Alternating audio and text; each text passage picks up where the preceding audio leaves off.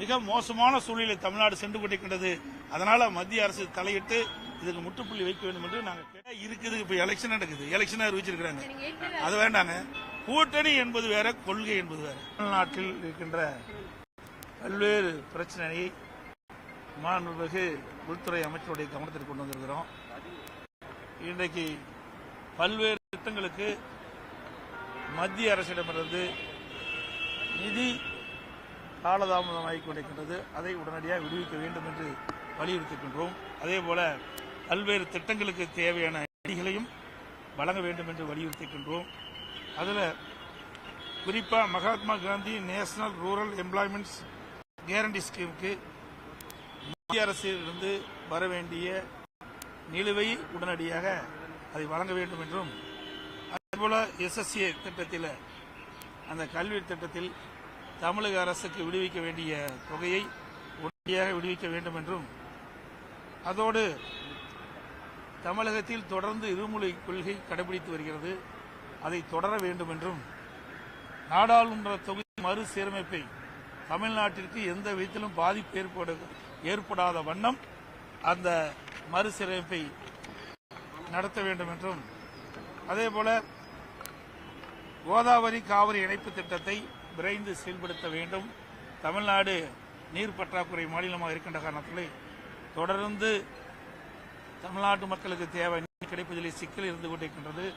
அதை நிறைவேற்றுகின்ற விதமாக நிலையாக தமிழ்நாட்டு மக்களுக்கு நீர் கிடைக்கின்ற விதமாக கோதாவரி காவிரி இணைப்பு திட்டத்தை விரைவுபடுத்த வேண்டும் என்றும், அதேபோல் நடந்தாய்வாளி காவிரி திட்டம் ஏற்கனவே அதிமுக ஆட்சி இருக்கின்ற பொழுது பாரத பிரதமர் இடத்தினுடைய கவனத்திற்கு கொண்டு வந்து அந்த நடவடிக்கையின் பேரிலே நாடாளுமன்ற ஜனாதிபதி உரையிலே இது இடம்பெற செய்து அந்த திட்டம் இப்பொழுது செயல்பாட்டுக்கு வர இருக்கின்றன.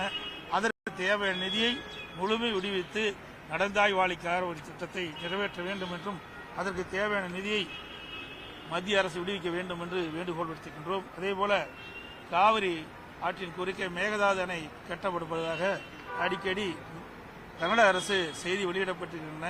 உச்சநீதிமன்ற தீர்ப்பின்படி மத்திய அரசு நடந்து அதில் எவ்வித உச்சநீதிமன்ற தீர்ப்பின்படிதான் மத்திய அரசு கர்நாடக அரசை வலியுறுத்த வேண்டும். அதையும் எக்காரணத்தை கொண்டும் மேகதாதிலே அணை கட்ட மத்திய அரசு துணை நிற்கக்கூடாது என்பதையும் வலியுறுத்தி, அதே முல்லை பெரியார் அணை மட்டம் ஏற்கனவே உச்சநீதிமன்ற தீர்ப்பின்படி 136 142 அடி உயர்த்தப்பட்டிருக்கிறது.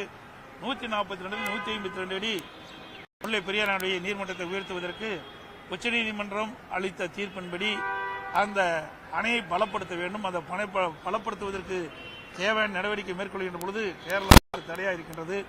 அந்த தடையை நீக்கி உச்சநீதிமன்ற தீர்ப்புப்படி அணையை உயர்த்துவதற்கு தேவையான நடவடிக்கை மேற்கொள்ள வேண்டும் என்று நான் கேட்டுக்கின்றேன். அதேபோல தமிழகத்தில் ரயில்வே திட்டங்கள் பல நடைபெற்றுக் கொண்டிருக்கின்றன. அதற்கு தேவை நிதி ஒதுக்கீடு செய்யப்பட்டு அதை விரைந்து செயல்படுத்த வேண்டும் என்று கேட்டு, அதோடு தமிழகத்தில் டாஸ்மாக் மிகப்பெரிய முறைகேடு நடைபெற்றிருப்பதாக அமலாக்கத்துறை வெளியிடப்பட்டிருக்கின்றன. அதை முழுமையாக விசாரித்து தவறு இழைக்கின்றவர் மீது கடுமையான நடவடிக்கை எடுக்க வேண்டும் என்று வலியுறுத்தியிருக்கின்றோம். அதேபோல சட்ட ஒழுங்கு தமிழகத்தில் அடியோடு சீர்கட்டிருக்கின்றது. சிறுமி முதல் மூதாட்டி வரை பாலியல் வன்கொடுமைக்கு ஆளாக்கப்படுவது மிகுந்த வேதனை அளிக்கின்றது. அதோடு போதைப் பொருள் நடமாட்டம் தமிழகத்தில் அதிகரித்திருக்கின்றது என்பதையெல்லாம் சுட்டிக்காட்டி தேவையான நடவடிக்கை மேற்கொள்ள வேண்டும் என்று மத்திய உள்துறை அமைச்சரை சந்தித்து நாங்கள் கோரிக்கை மனு அளித்திருக்கின்றோம். சார், எதிர்க்கட்சி தலைவர் என்ற முறையில் தமிழ்நாட்டிற்கு பல திட்டங்களுக்கான நிதியை ஒதுக்கீடு செய்ய வேண்டும் அப்படின்றதெல்லாம் நீங்க பேசியிருக்கீங்க. அரசியல் ரீதியாக 2 தலைவர்கள் மட்டத்தில் நடைபெற்ற இந்த பேச்சுவார்த்தையில என்ன நடத்தப்பட்டது? அதிமுகவும் பாரதிய ஜனதாவுக்கும் இடையே கூட்டணி உடன்படிக்கை ஏற்பட்டு விட்டது அப்படின்றத நாம ஏற்றுக்கலாமா? நீங்க பத்திரிகையில தான் போட்டுட்டு இருக்கீங்க. அப்படி எந்த இதுவும் கிடையாது. இப்ப முழுக்க மக்களுடைய பிரச்சனைக்காகத்தான் நாங்க வந்திருக்கிறோம். இன்னும் ஓராண்டு இருக்கு தேர்தலுக்கு. அதெல்லாம் கூட்டணி அமைக்கிறாங்க, இப்பதான் பேச்சுவார்த்தை நடக்கிறாங்க, ஒரு 15 நிமிஷம் தனியா பேசுறாங்க அப்படின்னு செய்தியெல்லாம் உங்களுடைய பத்திரிகையில ஊடகத்தில் விருப்பமான செய்தி வெளியிடத்துக்கு ஒழிய அது மாதிரிலாம் கிடையாது. முழுக்க மக்களுடைய பிரச்சனையை பேசுவதற்கு தான் எங்களுடைய நாடாளுமன்றத்தில் நான் எங்களுடைய மூத்த தலைவரோடு சந்தித்து உள்துறை அமைச்சருடைய கவனத்தில் கொண்டு சென்றிருக்கிறோம். 40 நிமிடங்கள் நீங்க நேற்றைக்கு உள்துறை அமைச்சரை வந்து சந்தித்திருக்கிறீங்க. பல்வேறு திட்டங்களை பற்றி அரசியல் ரீதியாகவும் பேசியிருப்பீர்கள். பல மாதங்களுக்கு பிறகு நேற்றைய தினம் நீங்க அமித்ஷா ஜியை வந்து சந்திச்சிருக்கீங்க. கண்டிப்பாக அரசியல் ரீதியாக பேசியிருப்பீர்கள் என்று நாங்கள் எதிர்பார்க்கிறோம். கண்டிப்பாக அந்த அரசியல் ரீதியாக பேசப்பட்டது என்ன என்பதை கொஞ்சமாவது நீங்க சொல்லுங்க. அனைத்து இந்திய அண்ணா திராவிட முன்னேற்ற கழகத்தை பொறுத்த வரைக்கும் முழுக்க மக்களுடைய பிரச்சனை பேசுவதற்கு தான் நாங்கள் வந்து அவரை சந்திச்சு பேசியிருக்கிறோம். அது மட்டும் இல்ல, ஏற்கனவே அனைத்து இந்திய அண்ணா திராவிட முன்னேற்றவுடைய நாடாளுமன்ற கட்சி அலுவலகத்தில் வீடியோ கான்ஃபரன்ஸ் திறந்து வச்சோம். அதை நேரடியாக பார்வையிட்டு அதுக்கு பிறகு நேரம் எங்களுக்கு கேட்டிருந்தா வாய்ப்பு இருந்தால் பார்க்கலாம் வாய்ப்பு கொடுத்தாங்க. மக்களுடைய பிரச்சனையை பேசுவதற்கு வாய்ப்பு கொடுத்தாங்க. இதையெல்லாம் விளக்கமாக எடுத்து பேசணும். கிட்டத்தட்ட 40 நிமிஷம் சொன்னீங்க, 40 நிமிஷம் 45 நிமிஷம் ஒவ்வொரு திட்டத்தையும் எடுத்து சொன்னோம். நீங்க நடந்தாய்வாளி காவிரி திட்டம் என்னென்ன இருக்குது விளக்கணும். அதுபோல கோதாவரி காவிரி இணைப்பு திட்டம் என்னென்னலாம் இப்பொழுது நடவடிக்கை மத்திய அரசு எடுத்து வருகிறது என்பதையெல்லாம் சுட்டிக்காட்டணும். அதே போல இன்றைக்கு தமிழகத்தில் இன்றைக்கு டாஸ்மாக் நடந்த மிகப்பெரிய ஊழல் இன்றைக்கு அமலாக்கத்துறை நடவடிக்கை எடுத்திருக்குது. அதை பற்றி விளக்கமா எடுத்து சொன்னோம். அதே போதைப் பொருள் விற்பனை தமிழ்நாட்டில் அதிகமாக இருக்குது. அதையெல்லாம் விவரமா கேட்டார். என்ன நடக்குது, ஏது நடக்குது, அதையெல்லாம் நாங்கள் விவரமா சொன்னோம். அவரெல்லாம் கவனமாக எடுத்துக்கொண்டார்கள். தமிழ்நாட்டுக்கு தேவையான உதவியை செய்வோம் என்று சொல்லிக்கின்றார்கள்.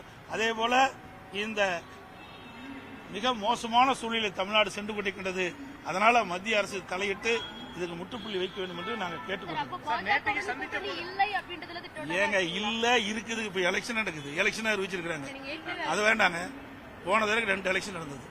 2019 நடந்தது. எப்ப கூட்டணி அமைச்சோம்? 2021 நடந்தது. முதல்ல நீங்க சிந்திச்சு பாருங்க. எல்லாமே தேர்தலுக்கு நெருங்கும் போதுதான் கூட்டணி அமைப்பாங்க. கூட்டணி என்பது வேற, கொள்கை என்பது வேற. எங்களுடைய கொள்கை எப்பொழுதும் நிலையானது. கூட்டணி என்பது சந்தர்ப்ப சூழ்நிலைக்கு தகுந்த மாதிரி மாறும். இப்ப இருக்கிற திமுக கட்சியோட இருக்கிற கட்சி, திமுக கூட்டணி அங்க வைக்கின்ற கட்சியில் அங்கேயே இருக்க போதா? அதெல்லாம் கிடையாது. அதாவது அந்த நேரத்தில் எப்படி சூழ்நிலை ஏற்பதோ அதுக்கு தகுந்த மாதிரி தான் கூட்டணி மாறும். இப்ப நான் வந்து கிட்டத்தட்ட நீங்க பாத்தீங்கன்னா அடுத்த மார்ச் தான் நடக்குது. இன்னும் ஒவ்வொரு ஆண்டு இருக்குது. ஒவ்வொரு ஆண்டுக்கு முன்பாகவே உங்களுக்கு விறுவிறுப்பான செய்தி வேணும், பத்திரிகை செய்தி வேணும் என்பதற்காக போட்டு கொடுத்து எங்க இடத்துல வாங்காதீங்க. எங்களுடைய நிலைப்பாடு இதுதான்.